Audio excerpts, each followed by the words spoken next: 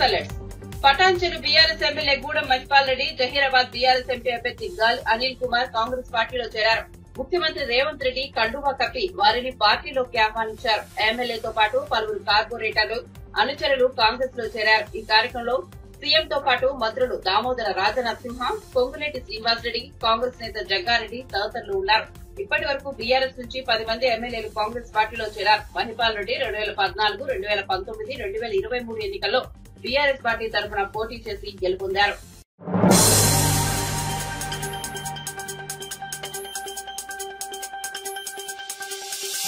విజయవాడ నగరంలో ఎడతెరిపి లేకుండా కురుస్తున్న వర్షంతో నగరంలోని రోడ్లు చెరువులను తలపిస్తున్నాయి. నగరంలోని లోతట్టు ప్రాంతాలు జలమయమయ్యాయి. జోరు వానతో నగరవాసులు ఇబ్బందులు పడుతున్నారు. నగరంలో డ్రైనేజీ వ్యవస్థ సక్రమంగా లేకపోవడంతో వర్షపు నీరు రోడ్లపై నిలిచిపోయి వాహనదారులు అవస్థలు పడుతున్నారు. ఎక్కడ గుంత ఉందో, ఎక్కడ మ్యాన్హాల్ ఉందో తెలియక వాహనదారులు భయంగా వాహనాలను నడుపుతున్నారు.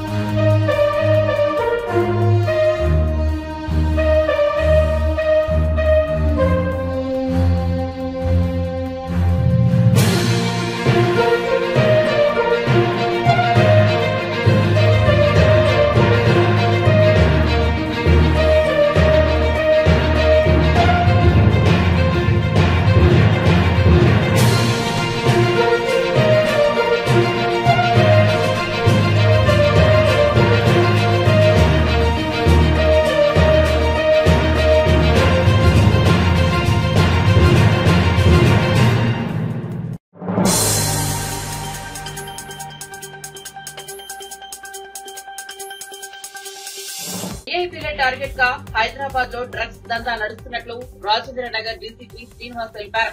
సైబరాబాద్ పరిధిలో భారీగా డ్రగ్స్ పట్టుబడినట్లు పేర్కొన్నారు. సోమవారం హైదర్ షా కోర్టులో దాడులు చేశామని, 2 నైజీరియన్లు సహా డ్రగ్స్ అమ్ముతున్న 5గురిని అరెస్ట్ చేసినట్లు తెలిపారు.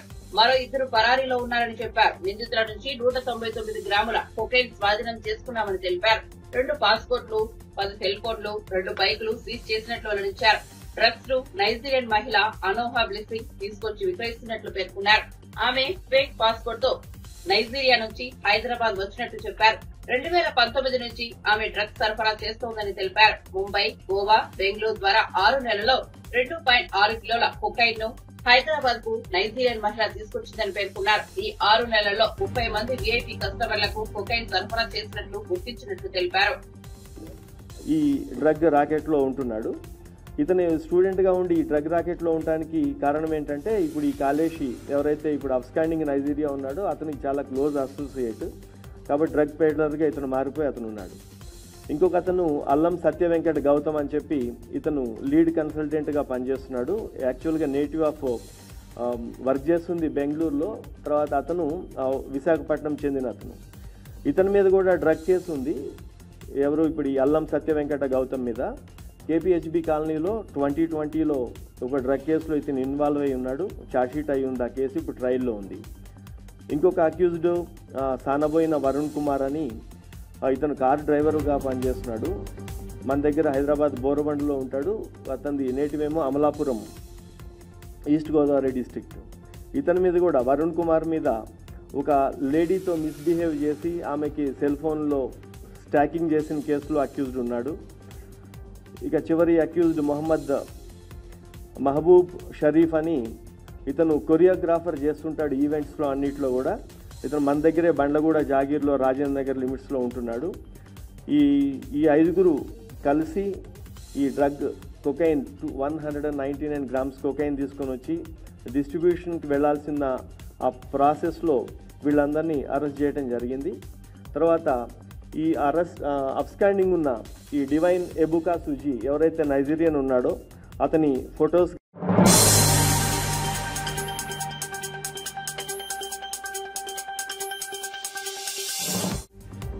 ప్రజాస్వామ్యబద్దంగా ఎన్నికైన ప్రభుత్వాలను కూల్చేస్తారన్న వారే ధర్మం ప్రజాస్వామ్యం గురించి మాట్లాడడం ఏంటని మంత్రి పొన్నం ప్రభాకర్ ఎద్దేవా చేశారు. కరీంనగర్ శాతవాహన యూనివర్సిటీలో ఏర్పాటు చేసిన వన మహోత్సవంలో పాల్గొని మొక్కలు నాటారు. అనంతరం మీడియాతో మాట్లాడారు. ఎంతమంది ఎమ్మెల్యేలతో రాజీనామా చేయించారో చెప్పాలని టీఆర్ఎస్ నేతలను పొన్నం డిమాండ్ చేశారు.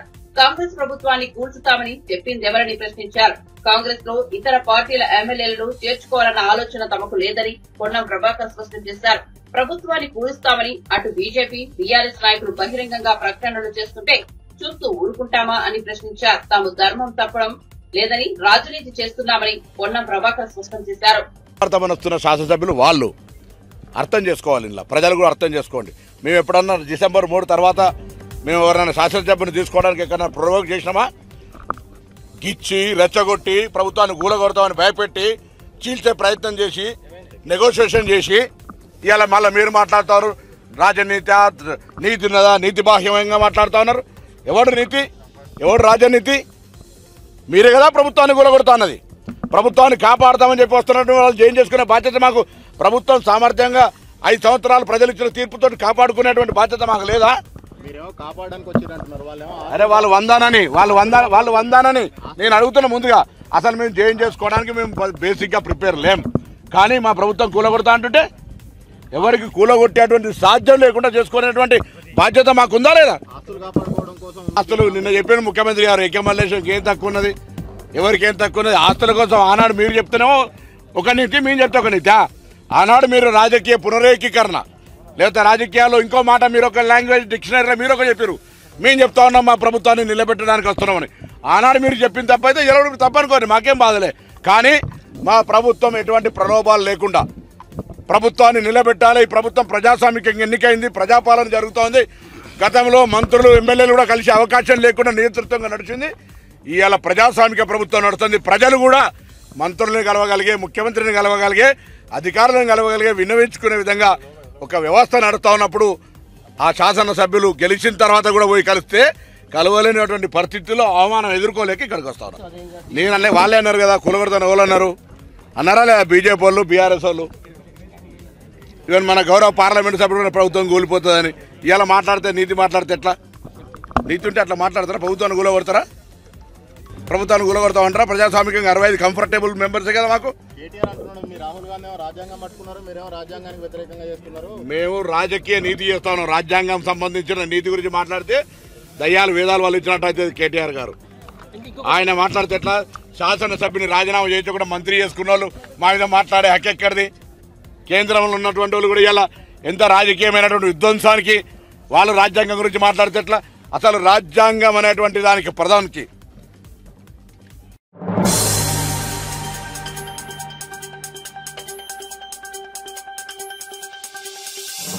శాంతి భద్రతలు, గంజా హింసలపై ముఖ్యమంత్రి చంద్రబాబు సమీక్ష నిర్వహించారని హోంమంత్రి అనిత వెల్లడించారు. నంద్యాల జిల్లా ముచ్చుమర్రి, విజయనగరం ఘటనలు అత్యంత దారుణమని వ్యాఖ్యానించారు. ముచ్చుమర్రిలో బాలికను హత్య చేసి రిజర్వాయర్ లో పడేశారని వెల్లడించారు.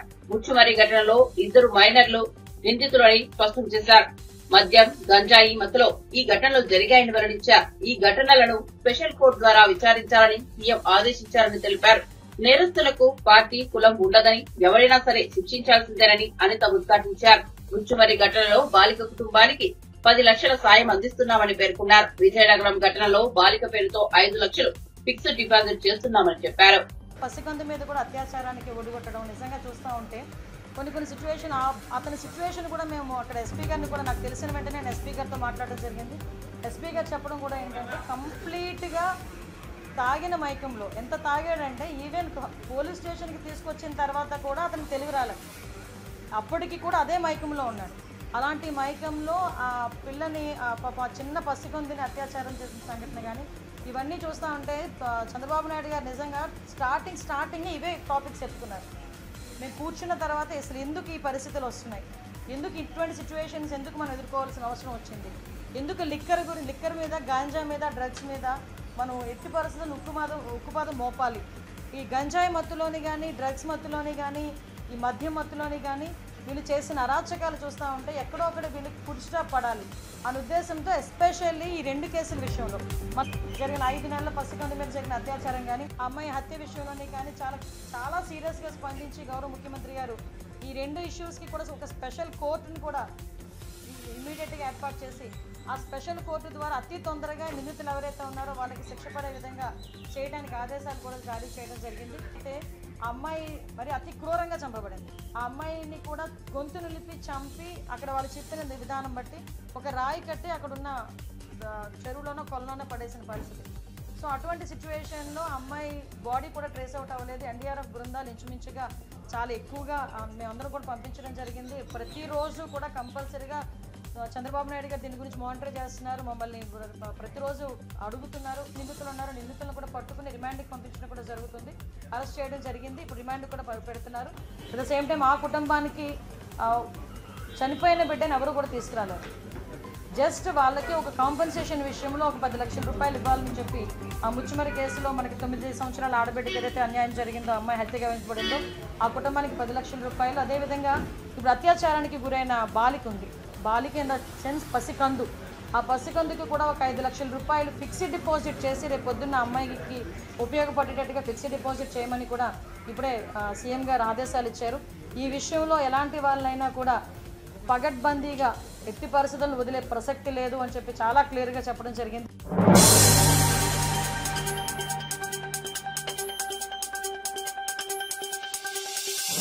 త్వరలోనే చారిత్రాత్మక నిర్ణయం తీసుకోబోతున్నామంటూ డిప్యూటీ సీఎం బట్టి విక్రమార్క అన్నారు. సోమవారం వరంగల్లో నిర్వహించిన రైతు భరోసా సదస్సులో మంత్రులు పాల్గొన్నారు.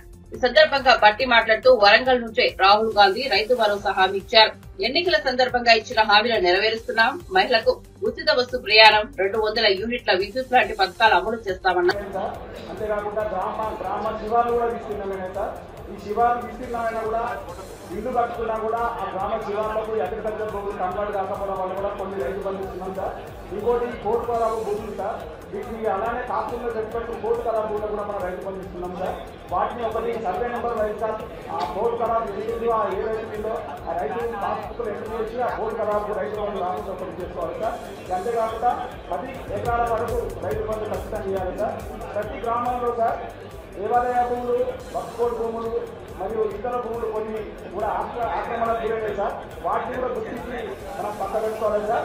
ఇంకొకటి ఏంటంటే ప్రతి రైతు వేదికలో సంబంధిత దేవాలయ భూములు ఎంతున్నాయి, వాటి యొక్క లిస్టు సర్వే నెంబర్ ఏంటి అవి కూడా అందరు రైతులకు తెలిసేట్టు రాసి పెట్టాలి సార్. ఇంకొకటి ఎంత తడి పొలం ఉన్నది, ఎంత కృషి పొలం ఉన్నది, ఎంత పూర్తి పొలాలు ఉన్నది, ఎన్ని కాలువల కింద విస్తీర్ణాలు ఉన్నాయి, ఎన్ని రోడ్ల కింద విస్తీర్ణాలు ఉన్నాయి, ఇవన్నీ రైతు వేదికలలో ప్రజలకు తెలిసేట్టు వెనక మాట్లాడొద్దండి పెట్టి వాటిని కటాఫ్ చేసి రైతులకు 10 ఎకరాల వరకు ఇదే నాకు వినపం సార్. ఇంకొకటి సార్, చాలా మంది పట్టణానికి దగ్గర ప్రాంతాల్లో వ్యవసాయ భూములు ఇటుక పట్టీలకు, రైతు బిల్లులకు, కోళ్ల ఫలాల కింద ఉన్నాయి సార్. వాటిని కూడా గుర్తించి తొలగించారు సార్. అదేవిధంగా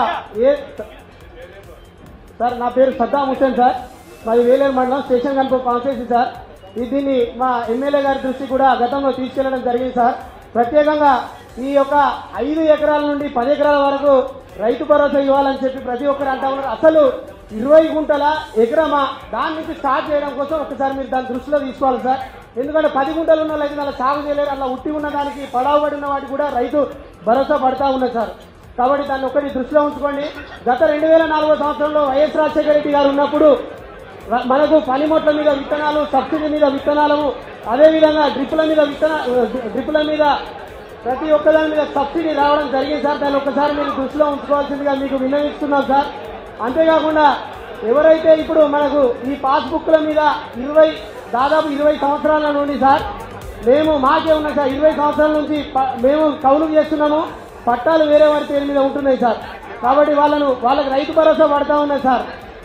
రైతు భరోసా మనకు పడతా ఉన్నాయి కదా, వాళ్ళు ఎన్ని చేస్తే ఉన్నాయి, మళ్ళీ ఎన్నడైనా మాకే వస్తూ ఉన్నాయి. భూ తగాదాలు జరుగుతూ ఉన్నాయి, ప్రాణాలు పోయి రేవైతా ఉన్నాయి సార్. మేమే పెట్రోల్ పోసుకొని కూడా ఈ సమస్యను పరిష్కరించామని కలెక్టర్ గారికి కూడా విన్నవించుకున్నాం సార్ గతంలో. ఆ సమస్య ఇప్పటి వరకు అదే విధంగా ఉన్నది సార్. కాబట్టి దీన్ని కూడా మీరు దృష్టిలో ఉంచుకొని మాకు న్యాయం చేయాల్సిందిగా కోరుతున్నాము. మరీ ముఖ్యంగా ఈ యొక్క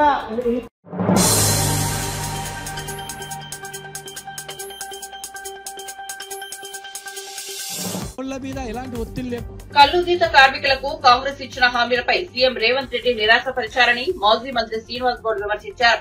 గౌర కులస్తులకు కాంగ్రెస్ మేనిఫెస్టోలో ఎన్నో హామీలు ఇచ్చారని, వాటి గురించి మాట్లాడతారనుకుంటే స్పందించలేదని పేర్కొన్నారు. సోమవారం తెలంగాణ భవన్ లో మీడియాతో మాట్లాడిన ఆయన సీఎం రేవంత్ రెడ్డి కాటమన్య మోకులు కేసీఆర్ హయాంలో తయారయ్యానని ఎన్నికల కోడ్ వల్ల ఇవ్వలేకపోయామని తెలిపారు. వైన్ బార్ షాపులు గౌడులకు కేసీఆర్ హయాంలో 15% రిజర్వేషన్లు ఇస్తే తాము 25% రిజర్వేషన్లు ఇస్తామని కాంగ్రెస్ మేనిఫెస్టోలో ప్రకటించిందని, అలాంటిది షాపుల రిజర్వేషన్ల గురించి సీఎం ఎలాంటి ప్రకటన చేయలేదని ఆగ్రహం వ్యక్తం చేశారు. గీత కార్మికుల పెన్షన్ 4,000కు పెంచాలని, ప్రమాదవశాత్తు చెట్టుపై నుంచి పడి చనిపోతే ఇచ్చే ఎక్స్గ్రేషియాను 10 లక్షలకు పెంచాలని డిమాండ్ చేశారు. ఇచ్చినది ప్రయోజనం ఉండదు. ఒక జీవోతోనూ అమలయ్యేటివి 20% వైన్ షాప్లో ఇవ్వడానికి మీకు ₹1 ఖర్చు కూడా కాదు. సింగిల్ పెన్ను సంతకంతో 25% రిజర్వేషన్ పెంచుతూ వైన్ షాప్లలో బార్ షాప్లో రిజర్వేషన్ పెంచుతూ ఇవ్వడానికి ఒక్క కలం చాలు. సర్వే పాపన్న జిల్లా ఏర్పాటు చేయడానికి ₹1 నిధులు అవసరం లేదు. ఆత్మగౌరవ భవనం కట్టడానికి ఇమ్మీడియట్గా స్థలం ఉంది, ₹1 విలువ స్థలం ఉంది. అన్ని ఆత్మగౌరవ భవనాలు ఒక అధ్యయన కేంద్రాలుగా మార్చాలని చెప్పి మేము మిమ్మల్ని అడుగుతా ఉన్నాం. నిరా కేంద్రాలు ఏర్పాటు అయినాయి, నిధులు ఏర్పాటు చేసినాం. చివరి దశలో ఉన్నాయి పనులన్నీ కూడా 5 ప్రాంతాల్లో. ఇమ్మీడియట్గా మీరు చేసి ప్రారంభించుకోండి. మోకులు తయారు చేయించడం మేము, సర్టిఫికేట్ ఇప్పించడం మేము, బీఆర్ఓ ఇష్యూ చేయించడం మేము. ఎలక్షన్ కోడ్ వల్ల ఇవ్వలేకపోయినాం. సంతోషం, మీరు ఇచ్చారు.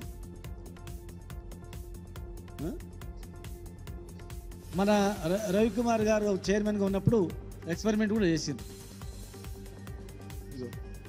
ఈ ప్రయోగం కూడా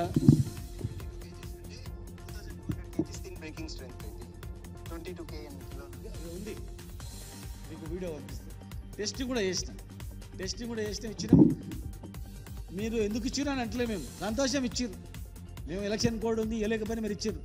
కానీ ఇస్తూ గత ప్రభుత్వం తయారు చేయించింది అని అంటే బాగుండే. కనీసం మంత్రి గారైనా మేము ఇంత కష్టపడి తయారు చేయించింది, గత ప్రభుత్వం తయారు చేసింది మేము ఇచ్చినాం, ఇంకా బాగా చేయిస్తామంటే బాగుండే. ఏం చెప్పలే, మేము ఏం చేయనట్లు మాట్లాడడం అనేది మాకు బాధ కలిగించింది. ప్రభుత్వాలు ఏదైనా కూడా ఒక మంచి గొప్ప మనసు ఉండాలా. ఒక ప్రభుత్వం మంచి చేస్తే, ఇప్పుడు మేము చాలా సందర్భాల్లో అసెంబ్లీలో వైఎస్ రాజశేఖర రెడ్డి గారు చేసినటువంటి ఆరోగ్యశ్రీ నుంచి ఎన్నో సందర్భంలో వారు చాలా బ్రహ్మాండంగా చేసిరని చెప్పినాం. గత ముఖ్యమంత్రులు ఎన్టీ రామారావు గారు చేసినటువంటి పనులను కూడా మేము అసెంబ్లీ వేదిక పొగిడినాం. ఎన్టీ రామారావు గారు బలహీన వర్గాలకు ఇట్లా చేసినని, రాజశేఖర రెడ్డి గారు చేసి అన్నాం మేము. కానీ మేము ఇంత కష్టపడి ఇన్ని పనులు చేస్తే మరి మా పేరు ప్రస్తావించకపోయినా కనీసం మేమేం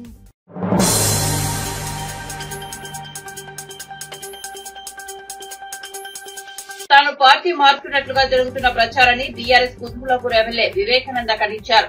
తన మీద నియోజకవర్గ ప్రజలు పెట్టుకున్న నమ్మకాన్ని వమ్ము చేయబోనని చెప్పారు. రాష్ట్రంలో ఎవరికీ రాని మెజార్టీ తనకే వచ్చిందని అన్నారు. ఎట్టి పరిస్థితుల్లో పార్టీ మారే ప్రసక్తే లేదని, ఇకపై కూడా కేసీఆర్ నాయకత్వంలోనే పనిచేస్తానని చెప్పారు. పార్టీ ఫిరాయించి కాంగ్రెస్ లోకి వెళ్లిన కడియం శ్రీహరిపై అనర్హత పిటిషన్ వేసింది తానేనని గుర్తు చేశారు. పార్టీ మారిన నేతలపై అనర్హత వేటు ఖచ్చితంగా పడుతుందని చెప్పారు. అందరూ కూడా అభివృద్ధి చూస్తారు అనుకుంటారు, కానీ తప్పు అది. కాబట్టి ఇట్స్ వెరీ క్లియర్. కేసీఆర్ గారి నాయకత్వంలో మరి మొన్న జరిగిన ఎన్నికల్లో తెలంగాణ రాష్ట్రంలోనే 119 నియోజకవర్గాల్లో హైయెస్ట్ మెజారిటీ వచ్చింది నాకు. కాబట్టి మా ప్రజలు ఎంతో ఆశతోని ఎంతో అభిమానంతో నన్ను గెలిపించినారు. కాబట్టి వారి యొక్క నమ్మకాన్ని, వారి యొక్క నా పైన పెట్టిన విశ్వాసాన్ని ఎప్పుడు వమ్ము చేయను.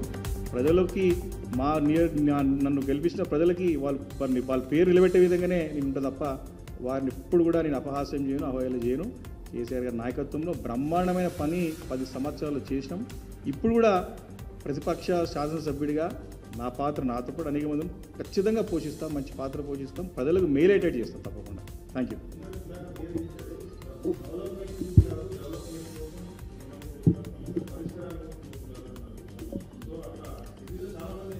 అయితే నేను చెప్పింది మీకు పాయింట్ అర్థం కాలేదు.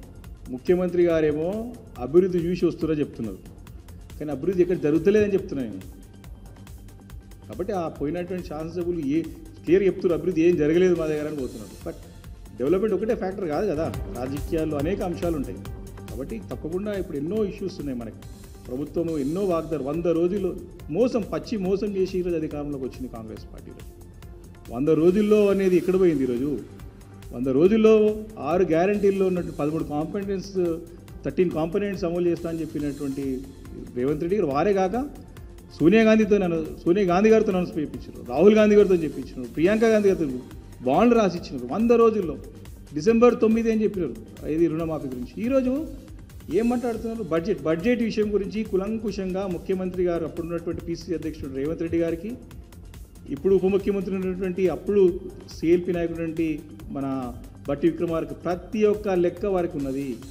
వారు తెలిసి ప్రజలకు మోసం చేసినట్టు వారు ప్రజలకు క్షమాపణ చెప్పాలి. ఫస్ట్ ఆఫ్ ఆల్రెడీ 100 days దాటిపోయింది. కాబట్టి తప్పుడు వాగ్దానాలు చేసి ప్రజలను మభ్యపెట్టి అధికారంలో వచ్చింది కాక వారు ఎప్పుడు చేస్తారో చెప్పేది ఇచ్చిపెట్టేసి ఇట్లా రాజకీయాలకి ప్రాధాన్యత ఇస్తూ పరిపాలన గాలికి వదిలేసి రాష్ట్రం 10 సంవత్సరాలుగా నంబర్ 1 స్టేట్గా తీర్చిదిద్దినటువంటి రాష్ట్రాన్ని దిగజార్చే విధంగా మరి పనులు జరుగుతూ ఉంటే ప్రజలు బాధపడుతున్నారు. మీరు గ్రామీణ వాతావరణంలో వెళ్ళండి, నాకు చాలామంది కలుస్తూ ఉన్నారు. కాంగ్రెస్ పార్టీకి సంబంధించినటువంటి గ్రామీణ వాతావరణ నాయకులు చెప్తా ఉన్నారు, ఇంకా ముఖ్యమంత్రి గారు తన యొక్క ఏమంటే స్టేటస్ ఇంకా చేసుకోలేకపోతున్నారు, ఇంకా అది ఎస్టాబ్లిష్ చేసుకోలేకపోతున్నాడు. It's fact, ground reality. కాబట్టి దీన్ని తెచ్చుకొని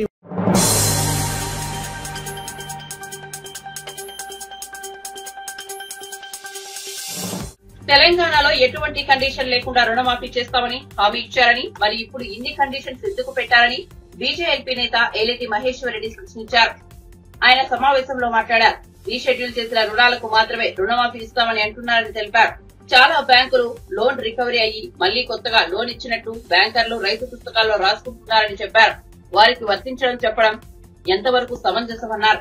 బ్యాంకర్లు చేసిన తప్పిదాలకు రైతు బలి అవుతున్నారని, ఎందుకు ఈ కండిషన్లను నిలదీశారు. కొత్త రేషన్ కార్డులు ఇవ్వలేదని తెలిపారు. రేషన్ కార్డు అనే కండిషన్ పెట్టి చాలా మందిని ఎగ్గొట్టే ప్రయత్నం చేస్తున్నారని చెప్పారు. ఒకే రేషన్ కార్డులో ఉన్న అన్నదమ్ములు భూములు పంచుకుని విడివిడిగా లోన్ తీసుకుంటారని అన్నారు. వారి పరిస్థితి ఏంటని ప్రశ్నించారు. ప్రేమాభిమానం ఉన్నదో దీన్ని బట్టి అర్థమైతా ఉందని తెలుస్తా ఉన్నాను. అంతేకాకుండా ఈరోజు ముఖ్యమంత్రి గారు మీరు కాంగ్రెస్ పాలనలో మేనిఫెస్టోలో మీరు ఇచ్చినటువంటి ఎన్నో అంశాలు, ఎన్నో హామీలు, స్థానిక సంస్థలకు పూర్తిగా నిధులు ఇస్తాం, స్థానిక సంస్థల్ని మేము వార్డు మెంబర్లతో సహా అందరికీ వేతనాలు ఇస్తాం, గౌరవ వేతనాలు ఇస్తాం, వార్డు మెంబర్కి ఇస్తాం, సర్పంచులకు ఇస్తాం, ఎంపీటీసీలకు ఇస్తామని చెప్పారు. మాజీ ఎంపీటీసీలకు కూడా వేతనాలు ఇస్తామని చెప్పినటువంటి మీరు వేతనాలు పక్కన పెట్టండి, కనీసం నిత్యావసర కార్యక్రమాలకు కూడా మీరు కనీసము నిధులు సమకూర్చలేని పరిస్థితిలో ఈరోజు ఈ ప్రభుత్వం ఉన్నదంటే ఇంతకన్నా దారుణం ఇంకోటి లేదు అని చెప్పి తెలియజేస్తా ఉన్నాం. అంతేకాకుండా నిజంగా మీకు ఈ గ్రామీణ ప్రాంతాల మీద చిత్తశుద్ధి ఉన్న రైతన్నల మీద, గ్రామీణ ప్రాంతంలో ఉన్నటువంటి ప్రజానీకం మీద మీకు ప్రేమాభిమానాలు ఉన్నా ఒక్కసారి పల్లెపాట పట్టాల్సిందిగా కోరుతా ఉన్నాను. పల్లెపాటలో మీకున్నటువంటి గ్రామీణ ప్రాంతంలో ఉన్నటువంటి సమస్యలు మంత్రుల దృష్టికి వస్తాయి, తద్వారా కార్యక్రమాలు కొంతవరకైనా మెరుగుపడతాయని చెప్పి నేను ఆశపడతా ఉన్నాను. గ్రామ బాట బట్టి, పల్లె బాట బట్టి పల్లెల్లో ఉన్నటువంటి సమస్యలు పరిష్కరించినప్పుడే నిజంగా మీరు అనుకున్నటువంటి ప్రజాపాలనకు సార్థకత వస్తుంది. కేవలం హైదరాబాద్లో కూర్చొని కాంట్రాక్టర్ల బిల్లుల కోసమో, కాంట్రాక్టర్ల టెండర్ల కోసమో, మీ మంత్రుల బిల్లుల కోసమో, మంత్రుల టెండర్ల కోసమో, ఇక్కడ ఉన్నటువంటి ధరల కోసమో కాదు. నిజంగా ఈ ప్రజాస్వామ్యంలో గ్రామీణ ప్రాంతంలో ఉన్నటువంటి ప్రజానీకం సంతోషంగా ఉన్న రోజే వాస్తవంగా ఈ ప్రజాపాలన పేరుకి సార్థకత వస్తుందని మరొకసారి తెలియజేస్తా ఉన్నాను. అంతేకాకుండా పూర్తిగా అన్ని అంశాల్లో వైఫల్యం చెందినటువంటి ఈ పాలన, అవినీతిమయమైనటువంటి ఈ పాలన కనీసం పారిశుద్ధ కార్మికులను ఆదుకోవాలా, గ్రామీణ ప్రాంతానికి కనీసం నిధులు విడుదల చేయాలా, ఈ ప్రాంతంలో ఉన్నటువంటి చిన్న చిన్న సమస్యలు పరిష్కారం చేయాల్సిందిగా మేము డిమాండ్ చేస్తూ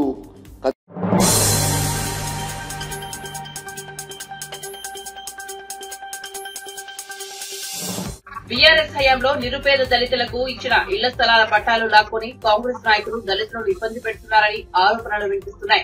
ప్రస్తుతం కాంగ్రెస్ ప్రభుత్వంలో అధికారులు స్థానిక కాంగ్రెస్ నాయకులు చెప్తేనే పనులు అవుతాయని స్వయంగా అధికారులు చెప్పడం దుర్మార్గకరమైన చర్యగా పేర్కొన్నారు.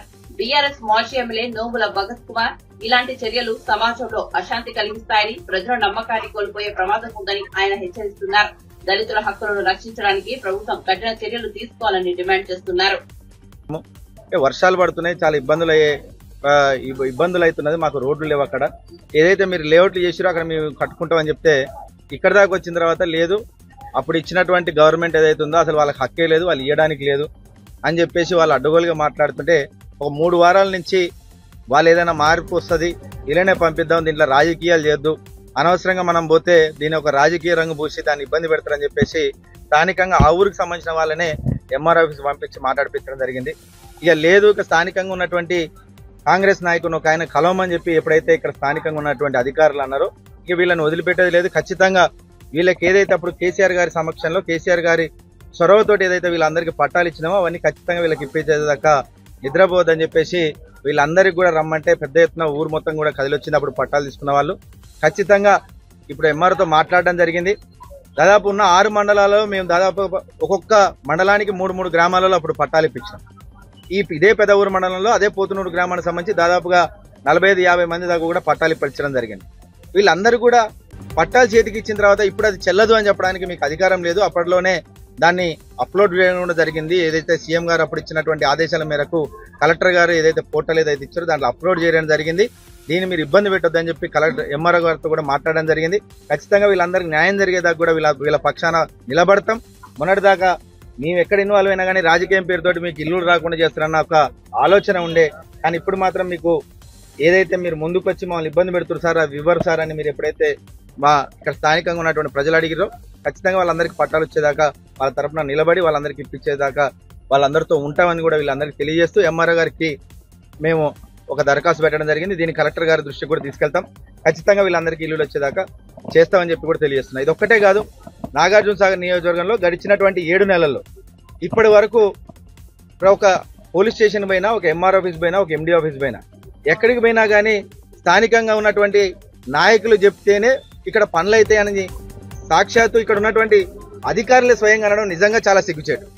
గడిచినటువంటి కేసీఆర్ పాలనలో ప్రతి ఒక్కరికి వాళ్ళకుండే హక్కులు, వాళ్ళకుండే విలువలు, వాళ్ళకుండే విధంగా మేమందరికీ వాళ్ళకు విలువలు ఇస్తే ఈరోజు ఇక్కడ ఉన్నటువంటి ప్రతి ఒక్క అధికారులు కూడా వాళ్ళు ముందుకొచ్చి ఏకంగా ఇక్కడ స్థానికంగా కాంగ్రెస్ నాయకుల పేర్లు చెప్తేనే, వాళ్ళ కులగోత్రాలు చెప్తేనే మేము ఇక్కడ పనిచేస్తామని చెప్పడం చాలా దారుణం.